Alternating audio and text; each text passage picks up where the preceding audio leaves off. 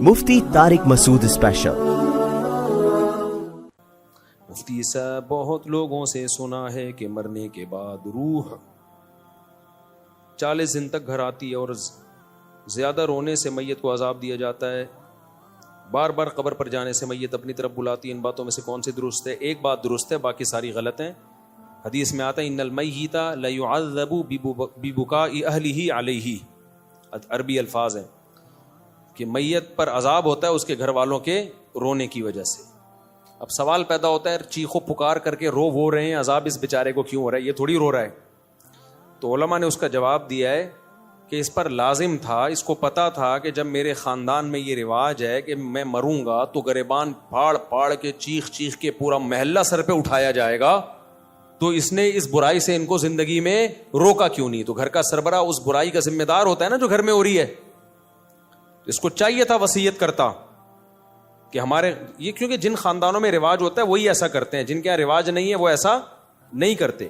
جب اس کو پتا تھا کہ میرے مرنے کے بعد ہا ہو چیخو پکار رونے کے مقابلے ہوتے ہیں باقاعدہ، جو نہیں رو رہا وہ سمجھتے ہیں اس کو تو محبت ہی نہیں تھی، لہذا جس کو محبت نہیں بھی ہونا وہ بھی دکھانے کے لیے رو رہا ہوتا ہے بہت چیخ چیخ کے۔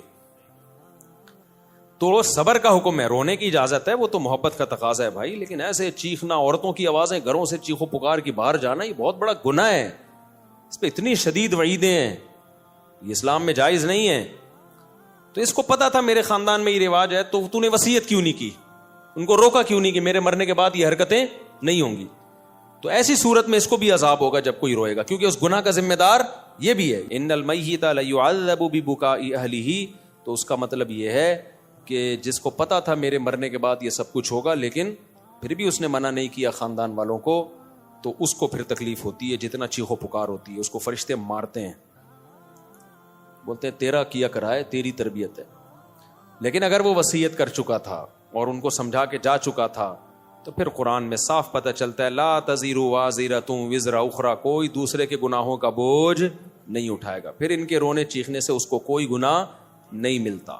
حدیث میں آتا ہے ایک صحابی کا انتقال ہوا تو دوسرے نے بہت تعریف، مرنے کے بعد ہم تعریفوں کے پول باندھ دیتے ہیں نا، روایت میں ہے یہ جو میں آگے پیش کر رہا ہوں آپ کے سامنے، بہت تعریفیں۔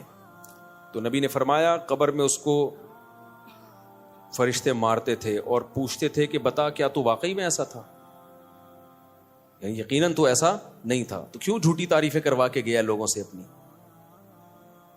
بعض لوگوں کی عادت ہوتی ہے نا کہ وہ اپنی جھوٹی تعریفیں کروا کے اپنے غلط امیج دنیا کے سامنے، جو اچھا امیج ہوتا ہے لیکن وہ جھوٹا ہوتا ہے، تو امیج ایسا بنا کے، یہ لفظ امیج نہیں ہے، مجھے کسی نے بتایا امیج ہے نا، تو میں جو انگلش میں غلطی کیا کروں مجھے بتا دیا کرو میرے بھائی، میں کوئی انگریز امریکہ میں تھوڑی پیدا ہوا ہوں۔ تو ایسا اس کا امیج بنایا ہوا تھا کہ یعنی جو بعض لوگ ایسا اپنا تصور لوگوں کے دماغوں میں بنا کے جاتے ہیں جیسے بہت نیک، تو ایسے میں اگر مرنے کے بعد آپ کی جھوٹی تعریفیں ہو رہی ہیں نا تو اس پہ بھی چترول لگتے ہیں کہ لوگ کہہ رہے ہیں یوں تھا تو تھا گیا، تو ایسا ہے پٹاخ ایک لگے گا، بتا تو ایسا تھا۔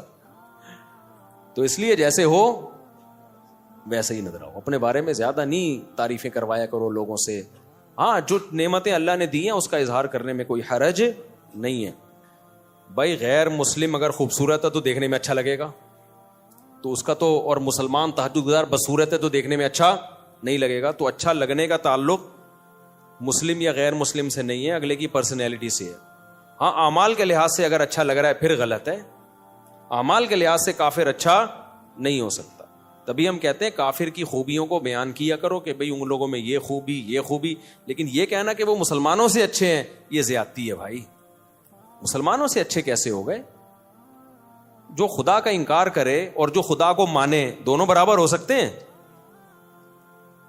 ایک اللہ کو مانتے ہیں، اللہ کے پیغمبروں کو، اللہ کی کتابوں کو مانتے ہیں، دوسرا مانتا ہی نہیں ہے، وہ کہتے ہیں میں خود بخود بناؤں، تو اپنے خدا کا انکار کر دیا اللہ کا، تو مسلمان سے اچھا۔ اگر وہ اچھے ہوتے تو اللہ مسلمانوں کو جہنم میں بھیجتا، پھر ان کو جنت میں بھیجتا۔ ہاں یہ کہنا درست ہے کہ ان چیزوں میں وہ مسلمانوں سے اچھے ہیں، اور سب مسلمانوں سے بھی نہیں، خاص جیسے پاکستانی مسلمانوں سے امریکی مسلمان کرپٹ نہ ہونے میں اچھے ہیں، جاپانی مسلمان پاکستانی مسلمانوں سے ڈسپلن میں اچھے ہیں، ڈسپلن ان کا بہت اچھا ہے, صفائی ستھرائی میں وہ پاکستانی مسلمانوں سے اچھے ہیں. تو پاکستانی کس چیز میں اچھے ہیں وہ سوچ رہا ہوں, ابھی کوئی دماغ میں آئے گا تو بتاؤں گا. تو بیوی سے وفا کرنے میں پاکستانی مسلمان جاپانیوں سے اچھے نہیں, بہت اچھے ہیں, سمجھتے ہو. اور ایک اور چیز رہ گئی, بچے پیدا کرنے میں بھی بہت اچھے. تو چند چیزوں میں تو ہو سکتا ہے, یہ تو کافروں میں بھی تھا نا. نبی صلی اللہ علیہ وسلم نے فرمایا خیارکم فی الجاہلیت خیارکم فی الاسلام, جو زمانے جاہلیت میں کافر اچھے تھے اسلام میں بھی وہی اچھے ہیں. تو اس سے پتہ چلا کافر میں بھی کوئی اچھا ہو سکتا ہے نا. تو یہاں اچھائی سے مراد ہے چند صفات میں اچھائی, غیرت میں, بہادری میں. تو بعض کافر بڑے غیرت مند ہوتے ہیں, بہادر ہوتے ہیں, سخی ہوتے ہیں, تو جب وہ اسلام لاتے ہیں تو وہ بہادری غیرت اور بڑھ جاتی ہے. تو صحابہ کرام زمانے جاہلیت میں سخی تھے, بہادر تھے, رشتہ داری جوڑنے کو اچھا سمجھتے تھے. یہی جب مسلمان ہوئے تو یہ وفا کس کے لیے استعمال ہوئی, پھر نبی کے لیے. اور جو منافق تھے مدینہ میں وہ کمبخت اسلام لانے سے پہلے بھی 2 نمبر, اسلام بھی لانے کے بعد بھی 2 نمبر. وہ جدھر دیکھتے تھے نا پلڑا بھاری ہے ادھر کو پلڑ جاتے تھے. تو نبی کے جو رشتہ دار تھے قریشی ہاشمی, حضرت ابو طالب کو دیکھو, اگرچہ کفر میں موت ہوئی ہے لیکن رشتہ داری آخری دن تک نبھائی ہے نبی کے ساتھ, کہ میرا بھتیجا ہے, میں اس پہ کسی کو انگلی اٹھانے نہیں دوں گا. 3 سال نبی صلی اللہ علیہ وسلم کو شعب ابی طالب میں آپ کا بائیکاٹ کر کے بند کیا گیا, پتے کھانے پڑے ہیں 3 سال, معاشی بائیکاٹ. ابو طالب نے غیر مسلم ہونے کے باوجود وقت کس کے ساتھ گزارا, پیغمبر کے ساتھ. کیوں؟ مشکل میں اپنی قوم کو نہیں چھوڑنا. ٹھیک ہے نظریے کا اختلاف ہے لیکن قوم کی بیس پہ ساتھ دے رہے ہیں. تو کسی بھی بیس پہ جب کوئی ساتھ دیتا ہے تو اس کے لیے غیرت کا ہونا ضروری. بے غیرت کیا کرتا ہے, جہاں کوئی مصیبت آئی ایک دم. ہمارے ایک دوست تھے, ان کہتے ہیں میرا ایک بڑا جگری دوست تھا نا, ہر وقت ساتھ. کہنے ایک دن 2-3 لڑکوں نے مجھے گھیر لیا پیٹنے کے لیے نا, کوئی پڈا تھا. کہہ رہے میں نے کہا کوئی بات نہیں, ہم بھی 2 ہیں نا, نمٹ لیں گے, دیکھیں گے. کہہ رہے میں مار کھائے جا رہا ہوں, کوئی رپلائی کہیں سے ہو ہی نہیں رہا. کہہ رہے میں نے اپنا وہ لنگوٹی یار دیکھا تو وہ 3 کلومیٹر پہ نا بھاگا جا رہا ہے. ابے تو یہ تو اس موقع پہ نہیں بنتا یار, یا تو وہ 100 آدمی ہوتے تو یار وہ بھی 2-3 ہیں, تم 2 ہو تو کچھ تو کرو نا, کچھ تو بچاؤ تو گئی اس کو. ایک دم ایسا بھاگا. میں چھوٹا تھا تو میرے ساتھ ایک ہمارے کلاس فیلو اسکول کا لڑکا, ہم دونوں ڈبل سواری پہ آ رہے تھے. آپ کو پتا ہے کراچی میں ڈبل سواری پہ پابندی ہی رہی ہے. اب ہم تو محلے پڑوس میں ہی نکلے, کہیں آگے ٹریفک پولیس والا نا, ہم چھوٹے بچے تھے اس وقت, ایک تو عمر بھی پوری نہیں تھی, وہ بھی اللیگل کام. تو ہم تو ایسے ہی نکلے, گلی محلے میں لوگ نکل جاتے ہیں, غلط ہے نہیں کرنا چاہیے, پولیس والا. اب جیسے ہی ٹریفک پولیس والا نا میرے جو پیچھے بیٹھا ہوا تھا وہ چلتی بائک سے اتر کے بھاگ گیا. مجھے آج تک وہ بھاگا ہے, اتنی اسپیڈ سے بھاگا ہے, میں اکیلا. تو وہ ٹریفک پولیس والے نے اس کو دیکھ کے اس کو اتنی ہنسی آئی ہے کہ یار یہ کتنا ڈر گیا, بھاگا جا رہا ہے. تو مجھے بھی چھوڑ دیا, بولا جا یار واپس. تو دن آج تک میں بھولا نہیں ہوں کہ یار تھوڑی سی اسپیڈ تو بھائی پکڑے گا کیا, کہ جیل میں تھوڑی ڈال دے گا, تھوڑا سا تم بھی کرے گا, کچھ جرمانہ لگا دے گا, کچھ بھی کرے گا. اتنے بچے پہ تو کیا جرمانہ بھی نہیں لگتا. لیکن مجھے اس کی اسپیڈ دیکھ کے نا جو میرے ساتھ بیٹھا ہوا تھا, میں نے کہا یہ ہے بہادر. بھائی اتنی بھی جلدی نہیں بھاگو, آگے پولیس والا تھوڑا سا آگے آ رہا ہے. میں نے کہا ابھی میں روکوں گا تو وہ اترے گا, پھر دیکھو ہے ہی نہیں, بھاگا ہوا جا رہا ہے. تو کافروں میں بھی کچھ غیرت مند ہوتے ہیں, کچھ اچھی صفات ہوتی ہیں, تو وہ صفات بیان کرنے میں حرج نہیں ہے. لیکن جب مقابلہ ہوگا تو بھائی مسلمان کافر سے بہرحال بہتر ہے. اور جو اچھی صفات آپ کو کافروں کی لگ رہی ہوتی ہے نا, ان کی بھی جب ڈیپ میں جاؤ گے تو اس کی بھی گہرائی میں جاؤ گے تو بعض جگہوں پر وہاں بھی مسلمان کا پلڑا بھاری ہوگا آپ کو. لیکن اس کے لیے الگ قسم کا چشمہ چاہیے, وہ نظر سے دیکھا جائے گا. جو اپنے ماں باپ کے نہیں رہے وہ کیا رہ گئے, ان میں کیا انسانیت ہے یار. جن کے اباؤں اور اماؤں کا مستقبل اولڈ ہاؤس ہو تو رہ کیا گیا. السلام علیکم. بعد اور کہ میں غلام حیدر ول عبد الواحد, پورا شجرہ نسب لکھا ہوا ہے میرے بھائی. میری درخواست ہے کہ میرا نکاح ہو گیا ہے, نام سے پتہ چل رہا ہے کہ آپ کا نکاح ہو گیا ہے. میرا سسر شادی کرنے کی اجازت نہیں دیتا, وہ کہہ رہا ہے کہ مجھے اپنی بیٹی کی طلاق چاہیے, کسی بھی صورت میں بیٹی کی شادی نہیں کروں گا. آپ اس بارے میں اسلامی طریقے سے, اچھا کسی بھی صورت میں شادی نہیں کروں گا, اب اس بارے میں اسلامی طریقے سے مشورہ دیں کہ ہمیں کیا کرنا چاہیے. دوسری شادی پر میرے بیانات موجود ہیں, اس کے کیا فضائل ہیں, اس میں کیا مشکلات ہیں, کس کے لیے جائز ہے, کس کے لیے ناجائز ہے. میں عمومی بیان کرتا ہوں, کبھی کسی فرد واحد کو میں ترغیب نہیں دیتا کہ تو کر لے. مجھے نہیں پتا کہ اس میں تپڑ ہے یا نہیں ہے, کبھی کسی فرد واحد کو میں ترغیب نہیں دیتا. میں کبھی ان کو نہیں پکڑ کے کہوں گا یار تم نے کیوں نہیں کی, اتنے عرصے سے بیان سن رہے ہو, تم کر لو. یہ میں کبھی بھی نہیں کرتا. حتیٰ کہ میرے دوست احباب میں 40 سال کے لوگ بھی ہیں جو ابھی تک کنوارے ہیں, ان کو بھی میں نے کبھی نہیں کہا تم نے شادی کیوں نہیں کی ہے. وجہ اس کی ہے کہ کسی کے پرسنل معاملات میں ٹانگ اڑانا یہ بہت غلط عادت ہے. میں اگر کسی کو اسپیسیفک کسی فرد کو ترغیب دوں تم دوسری شادی کرو, مجھے نہیں پتا اس کا بیہیویئر پہلی بیوی کے ساتھ کیسا ہے, اس کے حقوق ادا کر بھی رہا ہے کہ نہیں کر رہا. ہو سکتا ہے وہ اس کو لٹکا کے رکھا ہوا ہو اور ہم اس کی 4 شادیاں کراتے پھر رہے ہوں, تو یہ تو ظلم ہو جائے گا نا. اور یہ بھی ممکن ہے حقوق ادا کر رہا ہو, تو یہ تمہاری ٹینشن ہے کہ تم حقوق ادا کر رہے ہو یا ادا نہیں کر رہے. ہم اسلام کا حکم بیان کریں گے جنرلی, افراد کو پکڑ پکڑ کے یوں سمجھانا کہ تو کر تو نہیں کر, یہ نہیں ہوتا. منع تو کیا ہے بہت سے لوگوں کو میں نے کہ تم نہیں کرو, کیونکہ جب مجھے ان کے حالات پتا چلے, انہوں نے آگے مشورہ لیا نا, میں نے کہا تیرے بس کا نہیں ہے بھائی, تیری باتوں سے لگ رہا ہے تیری ٹانگیں ابھی کانپ رہی ہیں, تو نہیں, تیرے بس میں نہیں ہے. تو لیکن کسی فرد کو میں پکڑ کے ترغیب دوں کہ تم کرو, تم نے کیوں نہیں کی, تم, ہاں مذاق میں دوستوں کی محفل میں ایک الگ بات ہوتی ہے, لیکن میں ویسے نارملی کبھی کسی کو ترغیب نہیں دیتا. اب آپ کہہ سکتے ہو چلو دوسری کی آپ کسی فرد کو ترغیب نہیں دے رہے, نہیں دینے کی وجہ سمجھ میں آئی. مجھے کیا پتا یہ پہلی کے ساتھ سنجیدہ ہے بھی یا نہیں ہے. ہو سکتا ہے اس کے پاس ظلم کر رہا ہو, وہ گزارا کر رہی ہو اس کے ساتھ مجبوری میں. اب تو مجبوری میں وہ گزارا کر رہی ہے, تم اس کے اوپر ایک اور بھی لے آؤ, ٹھیک ہے نا, اس کو بھی لٹکا کے چھوڑ دو, تو یہ تو بیڑا غرق ہو جائے گا. مجھے کیا پتا تم برابری کر سکتے ہو یا نہیں کر سکتے, پھر تم کر کہاں رہے ہو. بعض دفعہ آدمی شادی کر رہا ہوتا ہے, بھائی تم اتنی پیسے ہیں نہیں, تم شادی ڈیفینس میں کر رہے ہو, مالدار لڑکی سے کر رہے ہو, تو نہ تو اس کے قابل رہو گے نہ پہلی کے قابل. اس کا تو جیب خرچی 4-4 لاکھ روپے ہوتی ہے, پاکٹ منی. جو مالدار لڑکی ہے نا, پاکٹ منی ایسے چل رہا ہوتا ہے, 4 لاکھ پاکٹ منی. تو غریب آدمی بولے گا میں ٹماٹر بیچ کے 4 لاکھ تیری پاکٹ منی کہاں سے. تو بھائی تم نے کیوں کی ایسی جگہ پہ شادی, اپنی حیثیت دیکھ کے کرو نا. تم وہاں شادی کرو جو 5 روپے پاکٹ منی, ایسا ہوتا نہیں ہے, لیکن ایک مثال دے رہا ہوں میں. تو میں نہیں جانتا کہ بھائی یہ اس قابل ہے یا نہیں ہے کسی شخص. میں فرد واحد کو, متعین فرد کو کبھی ترغیب نہیں دیتا. تو کرے گا خود, جب مسائل کھڑے ہوں گے تو بلی کس پہ ڈال دے گا, مفتی صاحب نے مجھے مشورہ دیا تھا, مفتی صاحب نے بولا تھا. تو بھائی ہم نہیں جانتے آپ کو, ہم تو ایک جنرلی حکم بیان کریں گے کہ جس میں 2 بیویوں میں عدل کی طاقت ہے, دونوں کے حقوق ادا کر سکتا ہے کہ نہیں کر سکتا, یہ خود فیصلہ کرو. اس کو چاہیے کہ کر گزرے اور کر کے بتا دے کہ ہو گئی ہے. باقی کس میں طاقت ہے کس میں نہیں ہے, یہ آپ نے فیصلہ کرنا ہے, یہ میں نے فیصلہ نہیں کرنا. آپ کہہ سکتے ہو چلو 2 شادیوں والے کو آپ مشورہ نہیں دیتے, تو کنوارے کو آپ تو دے سکتے ہو نا, جو آپ کے 40 45 سال کے دوست کنوارے ہیں, ان کو کیوں نہیں دے رہے. بھائی یہ بھی کسی کی نجی زندگی ہے, مجھے نہیں پتا اس کی کیا مجبوریاں ہیں. بعض دفعہ صحت کے ایشوز ہوتے ہیں, وہ نہیں شرما کے بتا رہا ہوتا. ہم کیوں کسی کا راز دنیا کے سامنے فاش کریں. وہ مجھے تھوڑی بتائے گا میرے اندر طاقت نہیں ہے. بعض دفعہ طاقت ہوتی ہے, مرد ہوتا ہے پورا انسان, لیکن اور کوئی مسائل ہوتے ہیں اس کے, تو وہ تو جب کسی کی ڈیپ میں جاؤ تو پتا چلتا ہے نا کس کے ساتھ کیا مسائل چل رہے ہیں. تو بھائی شریعت نے ہمیں حکم دیا ہے کسی کے پرسنل معاملات میں گھسنے کی آپ کو اجازت نہیں ہے کہ یہ کیوں نہیں کر رہا ابھی تک, میرے بیان میں 10 سال سے بیٹھ رہا ہے, اس نے ابھی تک دوسری شادی کیوں نہیں کی, اس نے پہلی کیوں نہیں کی. بھائی جان بیان میں بیٹھ رہے ہیں, نظریہ درست ہو رہا ہے, عمل کرنا نہ کرنا یہ اس کا ہیڈ ایک ہے, یہ ہمارا ہیڈ ایک نہیں. اور نام بدگمان ہوتے ہیں. میرے جو دوست 45 سال کے ابھی تک شادی نہیں کی, میں بدگمان بھی نہیں ہوتا. ان کا ذاتی معاملہ ہے, یہ خود بہتر سمجھتے ہیں. تو اس لیے میں آپ کو بھی ترغیب نہیں دوں گا. جنہوں نے پرچی دی ہے نا, یہ مجھے نہیں پتا آپ کا اپنی پہلی وائف کے ساتھ سلوک کیسا ہے, آپ دوسری کر سکتے ہو نہیں کر سکتے.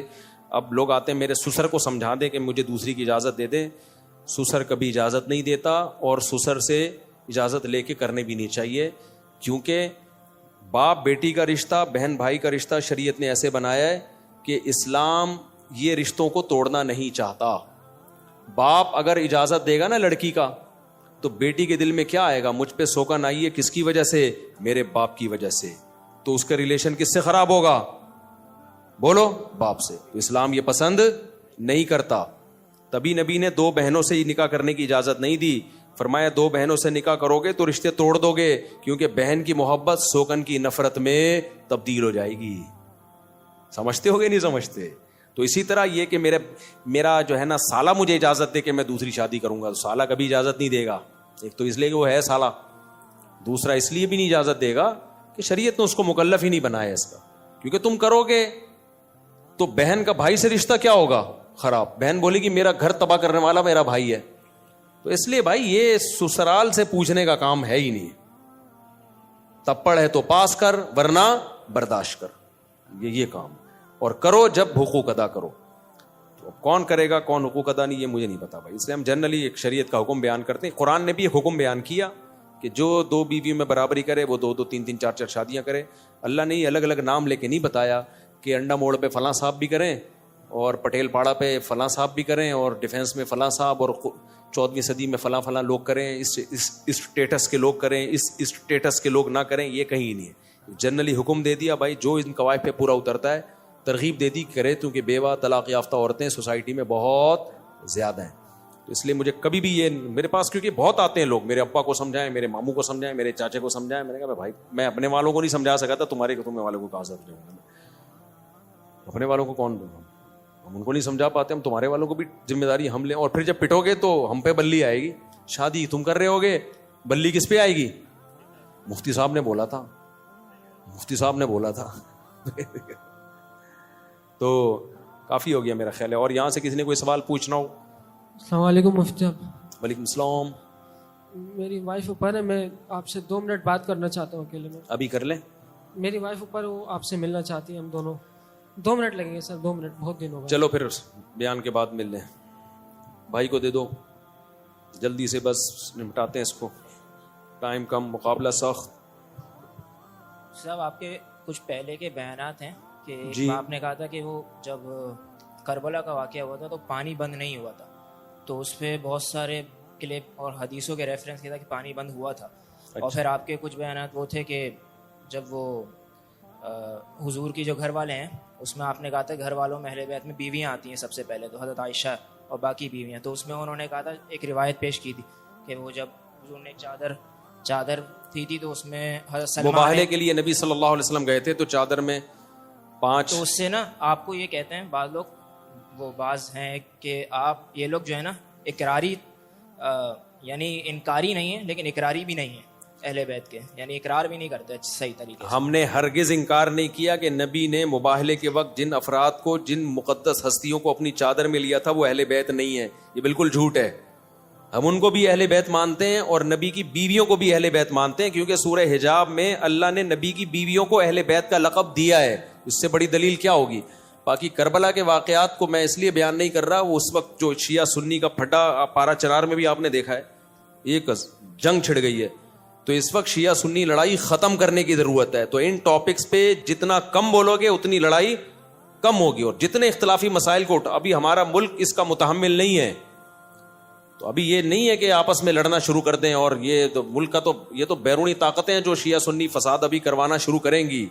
تو اس لیے اس جنگ کو ختم کرنی ہے. تو ختم ایسے ہی ہوتی ہے کہ ان ٹاپک پہ، تو اس لیے جو پرانے ہیں نا ان کو پرانا ہی رہنے دیں، ٹھیک ہے. تو باقی کوئی اگر پھر بھی پوچھنا ہے تو تحریری لکھ کے بھیج دیں، تو ہم یہاں سے تحریری جواب بھیج دیں گے. لیکن انٹرنیٹ پہ کوئی بھی چیز جائے گی تو اس میں بڑا خطرہ ہوتا ہے کہ ایک فساد کھڑا ہو جائے گا. عالم کا کام یہ نہیں ہوتا کہ جو آتا ہے بس بولنا شروع کر دے. اس کو دیکھا جائے گا کہ اس کا اثر سوسائٹی پہ کیا پڑے گا، اور ان موضوعات کی ابھی ہمیں ضرورت بھی ہے یا نہیں ہے. اہل بیت سے محبت تو سب کے ایمان کا جزو ہے، اور اہل بیت کے تو ہم زیادہ قائل ہیں بھائی. ہم تو اہل بیت سے محبت کو اپنے ایمان کا جز سمجھتے ہیں. السلام علیکم. وعلیکم السلام. صاحب یہ جب ہم قربانی کرتے ہیں اس کے اندر حقیقہ کر سکتے ہیں؟ مائک کو قریب کرو یار. قربانی جب ہم کرتے ہیں تو اس کے اندر حقیقہ شامل ہاں عقیقہ بھی کر سکتے ہیں. ایک ہی حصے میں نہیں، ایک ہی گائے میں عقیقے کا حصہ بھی ڈالا جا سکتا ہے اور قربانی کا حصہ بھی ڈالا جا سکتا ہے. یعنی الگ حصہ ہوگا، عقیقے کا الگ ہوگا، قربانی کا الگ ہوگا. اگر کوئی بندہ تشہد کی جگہ فاتحہ یا فاتحہ کے تشہد پڑھ لے سدا صاحب کا کیا؟ جی ہاں، سدا صاحب کرنا پڑے گا اس کو. عمرے کے لیے 3-4 عورتیں جا سکتی ہیں، جن کی کوئی محرم نہیں ہو نہیں جا سکتی. بھائی محرم کا ہونا ضروری ہے. جوان عورت کے لیے محرم کا ہونا ضروری. بوڑھی عورتیں گروپ میں بھی جا سکتی ہیں. اچھا بھائی میں شادی شدہ ہوں، بیوی حاملہ ہے، تو اب میں خواب میں، اچھا نبی صلی اللہ علیہ وسلم نے آ کر مجھے ایک نومولود بچہ پکڑا دیا اور فرمایا اس کی حفاظت کرنا کیونکہ آنے والے ٹائم میں مجدد ہوگا. میرے بھائی آپ اپنا جو ہے نا تھوڑا سا اس طرح کے خوابات جب آنا ہو آدمی کی کھوپڑی آؤٹ ہونا شروع ہو جاتی ہے. میں نے دیکھا, مجھے ابھی کچھ دن پہلے ایک بندہ ملا, پشاور سے آیا ہوں, اور کہنے لگا آپ کے بارے میں مجھے خواب آیا ہے, نبی صلی اللہ علیہ وسلم نے خواب میں آ کے کچھ یہ بتایا کہ یوں کرو آپ کے بارے میں. میں نے کہا السلام علیکم. وعلیکم السلام. سب چیک. اگلا بھائی چلو بھائی. تو مجھے ہمارے ایڈمن نے کہا یار اتنا عظیم خواب سنا رہا ہے, آپ نے لفٹ ہی نہیں کرائی. میں نے کہا بھائی پتہ نہیں سچا سنا رہا ہے جھوٹا سنا رہا ہے, اور اگر خواب سنا بھی رہا ہے تو اس کی تعبیر کیا ہے, یہ اس میں ٹائم لگتا ہے. تو ایسے ہی تھوڑی جو بھی آ کے خواب سنائے اچھا اڑے یار بیان میں لاؤ بھائی. تو میں نے کہا اپنے اعمال درست کر رہو, پھر غلط خواب بھی آئیں تو کوئی فکر کی بات نہیں. اپنے اعمال اگر صحیح نہیں ہے تو جتنے مرضی اچھے خواب آئیں متاثر ہونے کی ضرورت نہیں ہے. تو اس لیے فوکس عمل کو زیادہ کرو. باقی نبی کا خواب میں آنا بہت بابرکت عمل ہے, لیکن یقینی تو ہو نا. کوئی بھی آ کے بول دے مفتی صاحب میں نے آپ کے بارے میں خواب دیکھا, میں کیسے یقین کر لوں بھائی. بعض دفعہ میں اس بیچارے جو پشاور والا ہے اس کو جھوٹا نہیں قرار دے رہا, لیکن میں تو کسی کو پرسنلی جانتا نہیں ہوں نا, تو بھائی ہو سکتا ہے کہ سچ بول رہا ہو سکتا ہے بعض دفعہ کوئی آدمی کسی کا فیور لینے کے لیے, یہ جو جعلی مریدین ہوتے ہیں نا, ان کے جعلی پیر ہوتے ہیں, ان کے مریدین جھوٹے خواب سنا سنا کے نا اپنے پیر کا بڑا قرب حاصل کرتے ہیں. پیر صاحب کہتے ہیں یہ خواب دیکھو یہ آیا ہے, سنا بے میرے بارے میں کیا ہے تیرے کو. تو بھائی میں کسی کو ذاتی طور پہ جانتا نہیں, میں نے یہ نہیں کہا آپ جھوٹ بول رہے ہیں, میں نے کہا بھائی ہو سکتا ہے سچ بول رہے ہو ماشاءاللہ, اگر واقعی دیکھا ہے تو اللہ مبارک کرے, جو اس کی برکتیں ہیں خواب کی ہمیں اللہ دے. اچھا بس اتنا ملا, میں گلے میں لے چلو نیکسٹ یہ کرے وہ بالکل, ورنہ وہی واقعات ہو جاتے ہیں. ایک مرید نے اپنے پیر صاحب کو کہا کہ پیر صاحب میں نے خواب دیکھا ہے کہ آپ کی انگلیاں شہد میں اور میری انگلیاں پخانے میں. پیر صاحب نے کہا, پیر صاحب بھی ہے نا اگر انسان ہوتے تو بولتے یار کچھ بھی آ سکتا ہے خواب میں, اگر شہد میں انگلیاں ہیں بھی تو میرا عمل اگر ٹھیک ہے تو انگلیاں شہد میں ہونے اس کے بغیر بھی میں ٹھیک ہوں, اگر میرا عمل خراب ہے تو انگلیاں شہد میں ہونے سے میں ٹھیک نہیں ہوں گا. یہ کہہ دیتے جان بچ جاتی. پیر صاحب نے کیا کہا فوراً, دیکھا یہی تو بات ہے, میری انگلیاں شہد میں اور تیری انگلیاں, مجھے اچھا نہیں لگ رہی یہ لفظ زبان سے نکالتے ہوئے, لیکن اس کے بغیر مزہ بھی نہیں آئے گا. میری انگلیاں تیری انگلیاں پخانے میں اور میری انگلیاں شہد میں, یہی تو ہے. کہتا ہے آگے خواب کمپلیٹ نہیں ہوا ہے, پورا تو سنے پیر صاحب. سب مرید سن رہے تھے نا, پیر صاحب چوڑے میں ہاں بھائی. کہتے ہیں اینڈ میں دیکھا کہ آپ کی انگلیاں میں چاٹ رہا ہوں, میری انگلیاں آپ چاٹ رہے ہیں. آپ کی انگلیاں میں چاٹ رہا ہوں, میری انگلیاں آپ چاٹ رہے ہیں. تو کوئی مجھے اچھا خواب سنا دیتا ہے نا آپ کے بارے میں یہ آیا, میں کہتا ہوں بھائی ماشاء ٹھیک ہے صحیح ہوگا, اللہ تعالیٰ برکت دے, بس اس سے زیادہ میں لفٹ نہیں کراتا, سمجھتے ہو. میں کہتا ہوں بھائی اعمال اچھے ہیں, برے خواب آئیں پھر بھی ٹھیک ہے, اعمال خراب ہیں تو اچھے خوابوں سے خوش فہمی میں مبتلا نہیں ہونا چاہیے. تو اس لیے آپ بس گولی کھا کے سو جائیں. جن کو یہ اچھا خواب آیا ہے زیادہ اپنے خود پسندی پیدا ہونا شروع ہو جاتی ہے کہ میرا بچہ مجدد ہوگا, ہوتا پتہ نہیں کیا ہے وہ, کیا نکلے گا. السلام علیکم سر. وعلیکم السلام. میرے دوست ہے ہاسٹل میں. کہاں پر؟ ہاسٹل میں میرے دوست ہے. عسکری میں؟ ہاسٹل میں روم میں, ہاسٹل میں. تو وہ لیٹ نائٹ جو ہے نماز پڑھتے ہیں نا 1 بجے 2 بجے. تو ہماری ریزننگ بھی ہوتا ہے اس میں کہ میں بولتا ہوں کہ ٹائم پہ نماز کرو, فون کی وجہ سے چھوٹ جاتے ہیں. عشاء کی نماز لیٹ پڑھتے ہیں؟ جی عشاء کی, وہ بولے کہ صبح تک ہوتے ہیں. تو اس میں کیا حوالے سے؟ عشاء کی نماز کا ٹائم تو فجر سے پہلے تک ہوتا ہے, لیکن اتنی دیر کرنا جائز نہیں ہے. سر وہ جو ہے وہ فون کی وجہ سے چھوڑتے ہیں, فون کی وجہ سے فون استعمال کرتے اس وقت نماز کی جو ٹائم. غلط ہے نا یہ. عشاء کی رات 1/3 سے پہلے پڑھ لینی چاہیے. بہت شدید مجبوری ہو تو آدھی رات سے پہلے. تو آدھی رات کے بعد, آدھی سے بھی زیادہ ڈیلے کرنا پھر مکروہ ہے, ناپسندیدہ ہے, یہ برا عمل ہے. تو 1/3 رات, ورنہ بہت ہی لیٹ کرنا ہے تو آدھی رات کا آدھا حصہ گزرنے سے پہلے پڑھ لی جائے.